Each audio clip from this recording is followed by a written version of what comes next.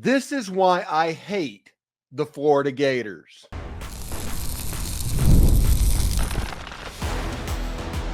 You are Locked On Ole Miss, your daily podcast on the Ole Miss Rebels. Part of the Locked On Podcast Network, your team every day.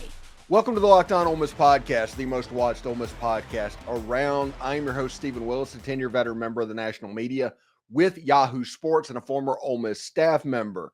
Today's show, we talk about why I hate the Florida Gators and how I see the Ole Miss-Florida game shaping up. A pretty big revenge game in Oxford to put an exclamation point on the season this year. We also dive into why this game holds more emotional weight than even Kentucky or LSU. This one's personal. Ole Miss fans know exactly why that is. Remember, we're free and available on all the podcast apps and on YouTube. Thank you for making Locked On Ole Miss your first listen every day. And a special hello to the insiders and everydayers who make the show what it is. And don't forget to check out his second listen on the network. Chris Gordy at Locked On SEC or Corey Burton at Locked On Vandy offer even more perspectives on college football, the SEC, and yes, even Ole Miss. This Florida game is interesting. And, you know, the why I hate Florida, it's really hard, really similar to the Oklahoma situation a little bit to come up with Florida because Ole Miss and Florida rarely cross paths. And when they do, Ole Miss has a pretty good success against them. They've lost 2 straight. But as a whole, it's about a 50-50 series, if you can believe that. As bad as Ole Miss has been during the 70s, 80s, and early part of the 90s, Ole Miss actually did pretty well against the Florida Gators. But there are reasons to hate the Florida Gators because there is some history there. And we'll start off with the game in 2024. It's a game that if Ole Miss won the game, they were going to beat Mississippi State. They were going to make the college football playoff. It was absolutely going to happen. It was right there for them to do it. And Ole Miss kind of crapped the bed a little bit. The last 3 series of that ball game were probably the worst 3 series that I've seen at any point in a Lane Kiffin system. It's just the way it is. Florida was able to win the game. Ron Roberts, for whatever reason, has a little voodoo over Lane Kiffin and his offense. He did it at Baylor, he did it at Auburn, and then he did it at Florida. So Lane Kiffin has to figure out how to deal with that defense. Now, the benefit is this is the first year that you kind of get to go back-to-back with that defense. But Ole Miss had trouble moving the ball against Baylor even before Matt Corral went out. Ole Miss had trouble moving the ball against Auburn in 2023. That was the game that Ole Miss won, but it was an ugly type game and kind of a defensive game if you want to think about it. And then he goes to Florida, and Florida kind of put the clamps down on Jackson Dart. Now, I will say this. If Trey Harris doesn't get hurt in that ball game, Ole Miss likely wins it. But honestly, I hate Florida just because they get attached to that ball game. That was the moment where Ole Miss could have reached the next level, and they did not do it. I hate the Florida Gators because they have all of the resources that you could ever imagine, and they have save a basketball championship a little bit earlier this spring. But in football, if you're not Steve Spurrier or Urban Meyer, you're just kind of okay. You're kind of mid. You're kind of not what you should be. I live right down the road from Lakeland, Florida. The Lakeland Dreadnoughts. That's where Keon Young's from. It's one of the best programs in the entire state. When Urban Meyer was winning championships one year, they signed like 7 players from Lakeland. So that's what I mean. There's so many talented places. Lakeland's one of them. That's not even going down to the Miami schools or the Orlando schools or the Tampa schools, anything like that. Florida programs have no excuse for not being good. And Florida in football has not been good in about 15 years, if we're going to be real about it. I mean, they've had a couple of flare-ups to where they were decent, but they weren't what they were and what they should be, what Steve Spurrier made them into be, what Urban Meyer made them into be. They have not been able to replicate that no matter how hard they've tried. So I kind of hate them for not being as good as they should be, for underachieving. It's crazy to think about. I'm kind of a closeted Florida fan because this is, like I said, this is another school that Ole Miss doesn't generally cross paths with. And against Ole Miss, they obviously lose. But I do. The Steve Spurrier era was one of my favorite eras in all of football. I hate Florida because of how they made me feel and what I had to go through after the Florida-Nebraska game. That was absolutely ridiculous. Half of my family is from Nebraska. Half of them are huge Nebraska fans. Heard my whole life, if Nebraska ever played Ole Miss, I feel sorry for you. All of that, period. Ole Miss beat Nebraska. I have not heard from them since. Early December was the last time I heard from Nebraska relatives. Now, my Uncle Tim, who's probably listening to this show, now he still rubs on me a little bit, but he doesn't do it from the Nebraska angle. He doesn't. That bit died. But since everybody knew of my affinity for Steve Spurrier, that Nebraska game was difficult for me. So I have a little residual hate there. And I hate all of the hype that DJ Lagway has gotten. Good quarterback. He's really good. But if you looked at his numbers, there was a lot of 130-yard passing games. Yes, you could see flashes of a true freshman, but most of his passing yards last year came against Samford. And going into the season and going into the spring, everybody on the local news down here is talking about how he has a shoulder injury that he has to get through still. I don't like Florida because of the benefit of the doubt they get. I hate Florida because of the benefit of the doubt they get, even though they never live up to it. They are kind of the Notre Dame of the Southeastern Conference right now, for better or for worse. And we'll see when Ole Miss gets them in Oxford. If Ole Miss handles those athletes, Billy Napier is going to have them ready to play. I think what they did to Billy Napier last year is shambolic. I hate the Florida Gators because of their fan base. They have probably some of the worst sets of fans in the entire college football. When Florida plays Tennessee, that's like the waiting room in hell of the fan base. They're terrible. And they were trying to hire Lane Kiffin and get rid of Billy Napier. And Billy Napier was quietly doing a pretty good job with the schedule and the players that he had. Billy Napier's a good coach. But Florida fans want more. They think they're expected to have more, which they probably are. But at a certain point, you kind of are what your record says you are. And Florida having to deal with Tennessee being good, Florida having to deal with Georgia being good, and Florida State being good from time to time, that can make it difficult. I do not know why Florida is doing the Miami thing right now, but they are. But if Florida drops another 7-5, 8-4, they're probably going to run Billy Napier off because the fan base has already decided that they're going to run Billy Napier off. So this is kind of the David Cutcliffe model after David Cutcliffe flirted with Kentucky in 2002. The first opportunity Ole Miss had to get rid of him, they did, because those emotional wounds are strong. It's pretty interesting to think of, and this is going to be a massive game for Ole Miss. Listen, this is a revenge game, plain and simple, for the toughest loss that I can remember for Ole Miss in a while, especially the way it all went down. We'll talk about that next.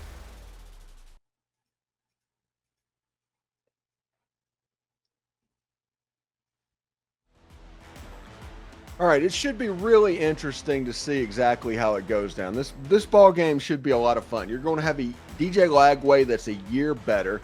You have him and Austin Simmons, which there is a connection there because Austin Simmons was a Florida commitment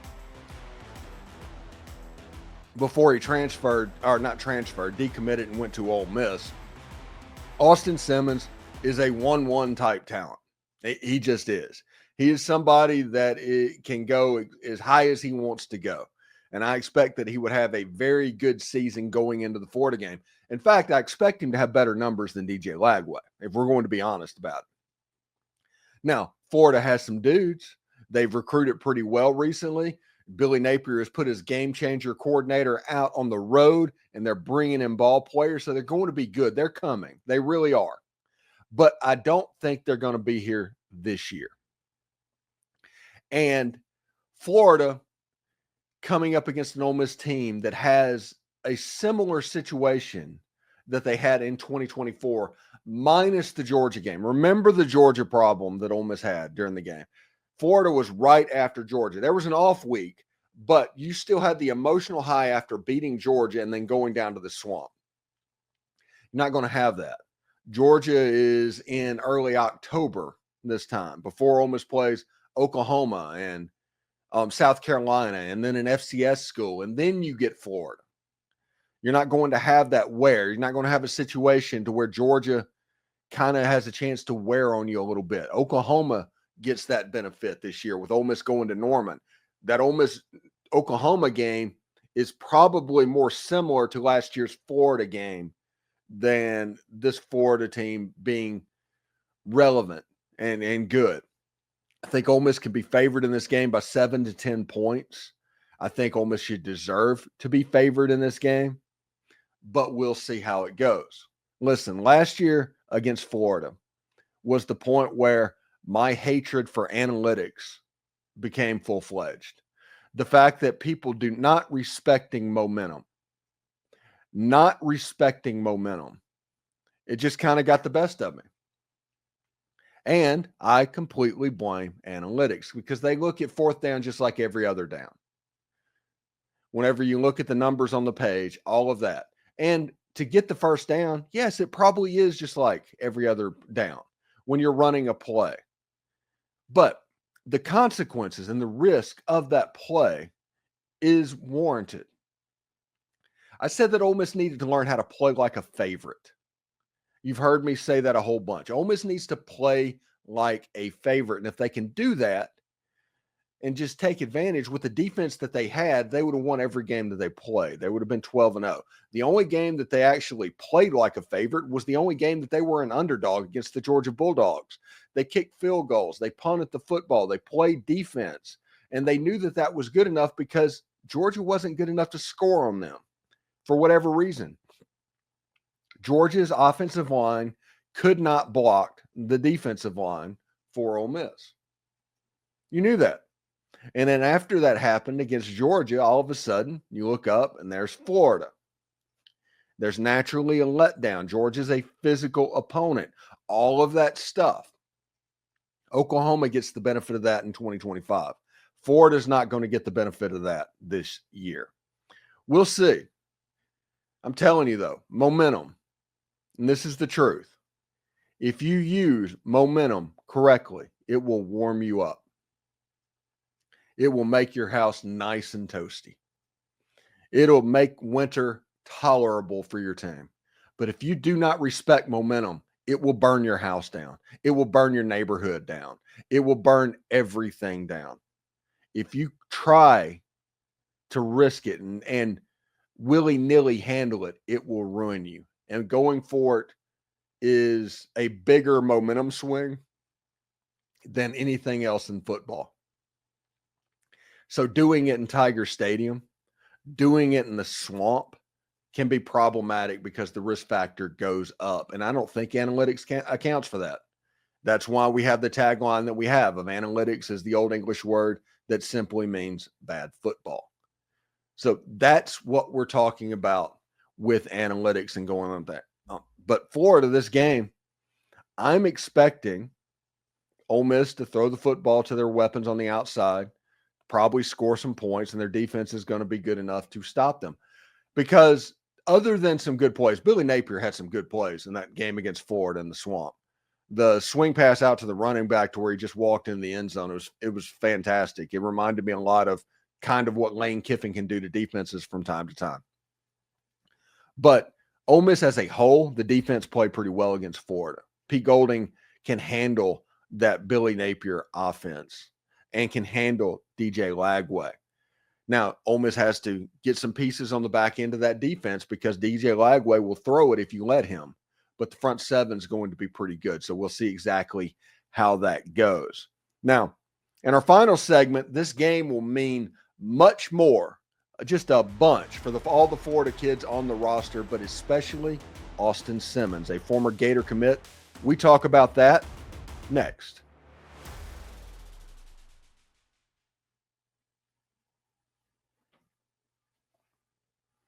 So, since Lane Kiffin has come to Ole Miss, there's been an emphasis on the recruiting of the state of Florida, and honestly, there should be an emphasis on recruiting the state of Florida.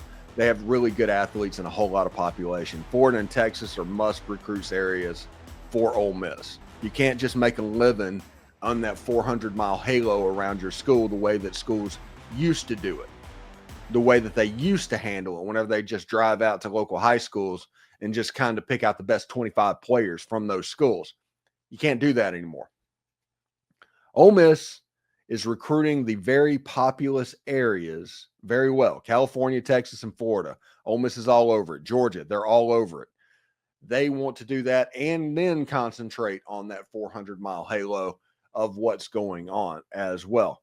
But because of that, there's a lot of Florida kids on Ole Miss's roster.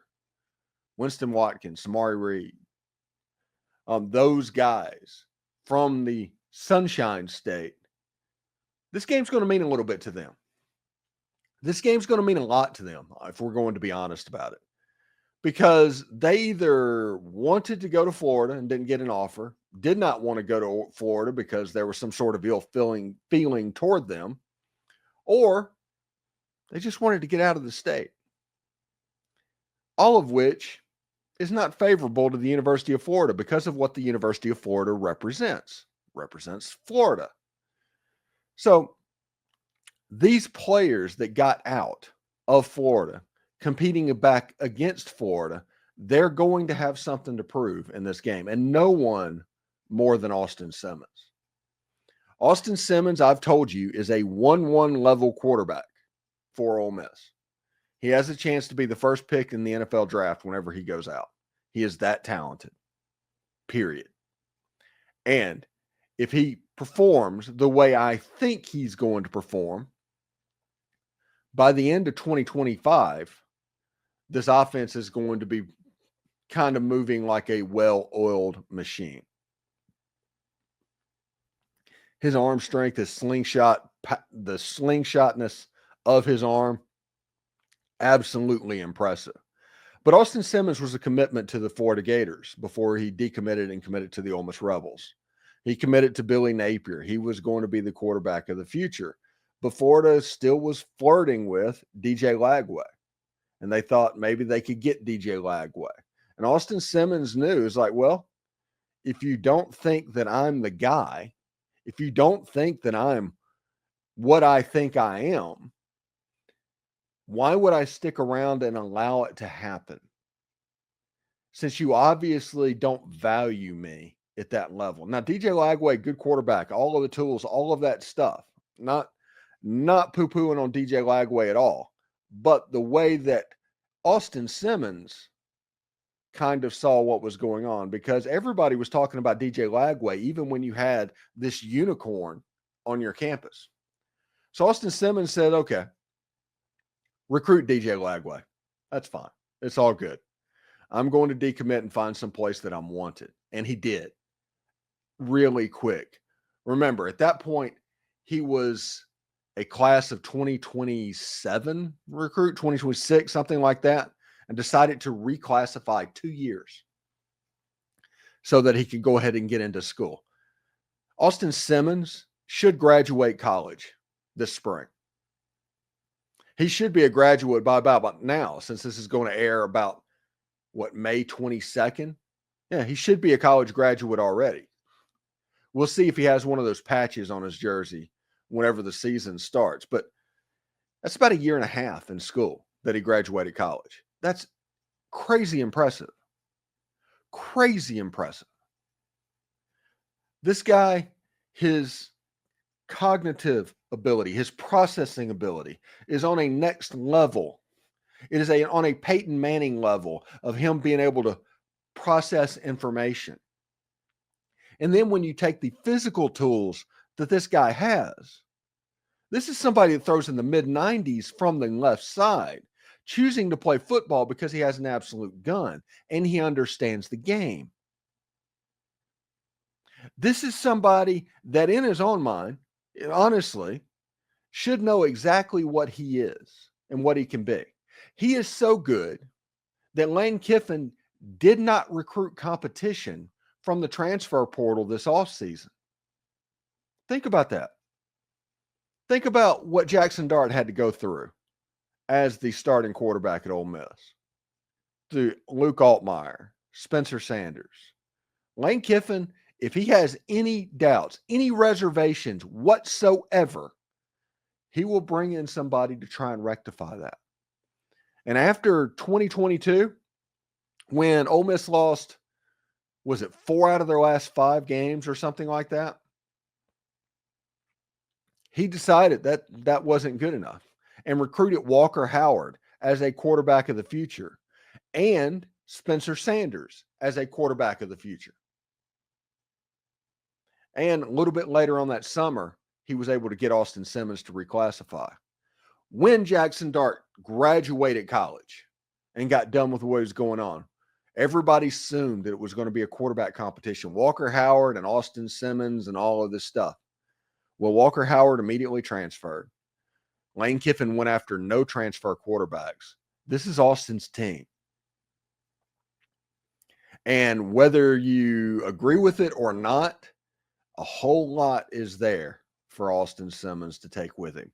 So if he performs to his expectations, which Lane Kiffin and everybody gets to see him practice exactly what that looks like. I will put this in perspective. In fall camp last year, couldn't talk about it, but, I had people talking to me. Ole Miss had a preseason scrimmage before the season started with Jackson Dart and all of that. It was right before the scrimmage before Austin Simmons was just named as the backup quarterback. And everybody found out at that point it wasn't going to be Walker Howard. Had people reach out to me that saw that scrimmage that said that Austin Simmons was 17 of 18 in that scrimmage. Just incredibly efficient. To where you didn't want to play him too much in the course of the season because what other people could see. And everybody was going to offer him a ton of money. So, but this game, this Florida game, will mean a ton to him. All of that, whenever you look at everything in the Austin Simmons story, the number one thing was he was a Florida commitment. He was down with Billy Napier. He was down with the Gators, and they recruited over him before he even got there, DJ Lagway. Everybody talked about DJ Lagway. DJ Lagway was the future. Austin Simmons was an afterthought. So he decided to go find some place that he was wanted, that he was needed. And now you have a future 1-1 quarterback at Ole Miss, potentially. So it should be pretty cool indeed for the Rebels. And we'll see exactly how Austin handles everything that is going to happen in this football season. So thank you for making Locked On Ole Miss your go-to source for Ole Miss sports. We pride ourselves on offering the most comprehensive perspectives, which is why we're the #1 Ole Miss podcast. Your support means the world to us. Thank you for making Locked On Ole Miss your first listen today. For your second listen, check out Locked On SEC with Chris Gordy. He covers the SEC like no one else, the best conference, the best football, and the current reigning national champions in basketball, the Florida Gators, ironically. Get that latest information every single day. You can find Locked On SEC on YouTube or wherever you listen to podcasts. Hotty toddy, everybody. And remember, analytics is just the old English word that means bad football. We'll see you later.